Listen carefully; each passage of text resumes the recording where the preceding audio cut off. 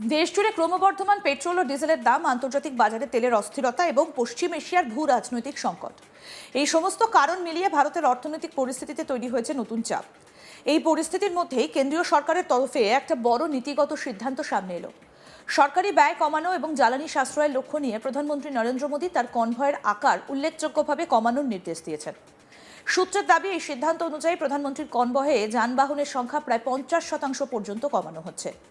সরকারি সূত্রে জানা গেছে, এই পদক্ষেপ শুধুমাত্র প্রতীকী নয়, বরং বাস্তব প্রশাসনিক ব্যয় হ্রাস এবং জ্বালানি ব্যবহারের সাশ্রয় নিশ্চিত করার একটা বৃহৎ পরিকল্পনার অংশ।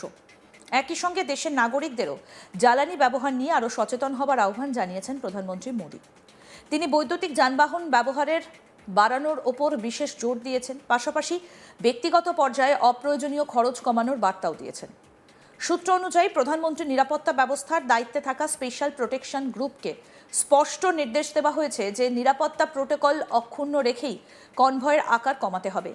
এসপিজি ইতিমধ্যেই সেই নির্দেশ কার্যকর করার প্রক্রিয়া শুরু করেছে বলে জানা যাচ্ছে। এ বিষয়ে প্রধানমন্ত্রী নরেন্দ্র মোদী কি বলেছেন, আসুন শোনাই।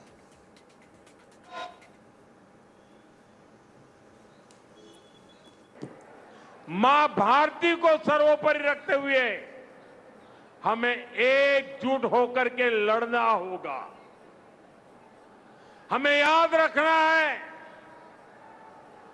देश के लिए मरना ही सिर्फ देशभक्ति नहीं होती है, देश के लिए जीना और देश के प्रति अपने कर्तव्यों को निभाना, वो भी देशभक्ति होती है।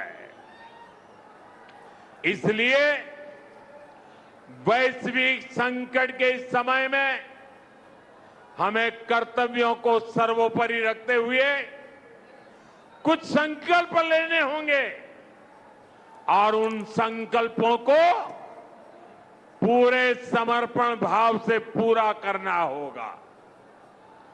जैसे एक बड़ा संकल्प है पेट्रोल डीजल का संयम से इस्तेमाल करना।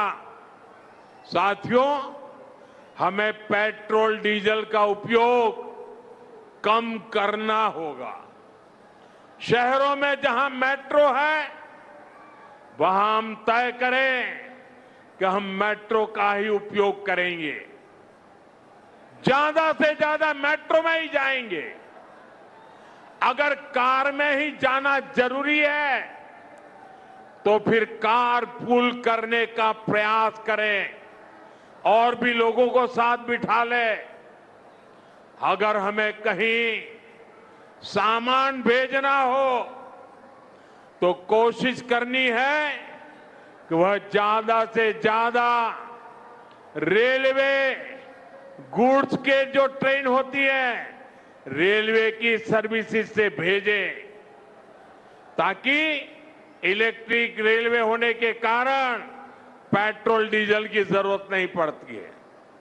जिन लोगों के पास इलेक्ट्रिक व्हीकल है वो भी कोशिश करें कि इलेक्ट्रिक व्हीकल का ज्यादा से ज्यादा उपयोग करें। साथियों, हमने कोरोना के समय में वर्क फ्रॉम होम की, ऑनलाइन मीटिंग्स की, वीडियो कॉन्फ्रेंस की, ऐसी अनेक व्यवस्थाएं विकसित की और हमें आदत भी हो गई थी।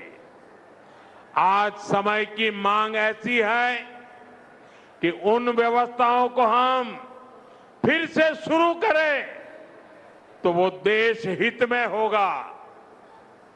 Work from home, online conferences, virtual meetings, इनको हमें फिर से प्राथमिकता देनी है। নিরাপত্তা বিশেষজ্ঞদের মতে প্রধানমন্ত্রীর নিরাপত্তা ব্যবস্থা পৃথিবীর অন্যতম কঠোর এবং স্তরবদ্ধ। সেই নিরাপত্তা কাঠামো বজায় রেখে কিভাবে যানবাহনের সংখ্যা কমানো যায় সেই দিকেই এখন জোর দেওয়া হচ্ছে। সূত্র আরও জানাচ্ছে, নতুন করে অতিরিক্ত গাড়ি কেনা হবে না এবং বিদ্যমান ব্যবস্থাকে আরও দক্ষভাবে ব্যবহার করা হবে। সরকারি সূত্রে আরও জানা গেছে, প্রধানমন্ত্রী মোদী কনভয়ের মধ্যে বৈদ্যুতিক গাড়ির ব্যবহার বাড়ানোর নির্দেশ দিয়েছেন। তবে তিনি স্পষ্ট জানিয়েছেন এর জন্য নতুন করে কোনো গাড়ি কেনা হবে না। বিদ্যমান সরকারি বহরের মধ্যে ধীরে ধীরে পরিবর্তন আনা হবে। এই সিদ্ধান্তকে কেন্দ্র করে পরিবেশ বিশেষজ্ঞরা মনে করছেন এটা ভারতের সবুজ পরিবহন নীতিকে আরও শক্তিশালী করবে, পাশাপাশি জ্বালানি আমদানির ওপর নির্ভরতা কমানোর দিকেও একটা গুরুত্বপূর্ণ পদক্ষেপ হিসেবে বিবেচিত হচ্ছে। বর্তমান বিশ্ব পরিস্থিতিতে আন্তর্জাতিক বাজারে অপরিশোধিত তেলের দাম বৃদ্ধি পেয়েছে। পশ্চিম এশিয়ার চলমান সংঘাত এবং রাজনৈতিক অস্থিরতার কারণে সরবরাহ ব্যবস্থায় অনিশ্চয়তা তৈরি হয়েছে। এর সরাসরি প্রভাব পড়ছে ভারতের মতো আমদানি নির্ভর অর্থনীতির ওপর। এই পরিস্থিতির কথা মাথায় রেখেই প্রধানমন্ত্রী মোদী একাধিক কড়া বার্তা দিয়েছেন। তিনি শুধু প্রশাসনিক পর্যায়েই নয়, সাধারণ নাগরিকদের জীবনযাত্রাতেও কিছু পরিবর্তনের আহ্বান জানিয়েছেন, যাতে সামগ্রিকভাবে দেশের অর্থনীতি চাপমুক্ত থাকতে পারে। প্রধানমন্ত্রী মোদী নাগরিকদের উদ্দেশ্যে একাধিক পরামর্শ দিয়েছেন। সূত্রের দাবি, তিনি জনগণকে অন্তত 1 বছরের জন্য সোনা কেনা থেকে বিরত থাকার আহ্বান জানিয়েছেন। পাশাপাশি অপ্রয়োজনীয় বিদেশ ভ্রমণ স্থগিত রাখার পরামর্শও দিয়েছেন। অন্যদিকে জ্বালানি সাশ্রয়ের ওপর জোর দিয়ে তিনি বলেন, ব্যক্তিগত এবং সামাজিক স্তরে খরচ কমানো এখন সময়ের দাবি। তিনি কারপুলিং, গণপরিবহন ব্যবস্থার, বিশেষ করে মেট্রো রেল পরিষেবার ওপর নির্ভরতা বাড়ানোর পরামর্শ দিয়েছেন।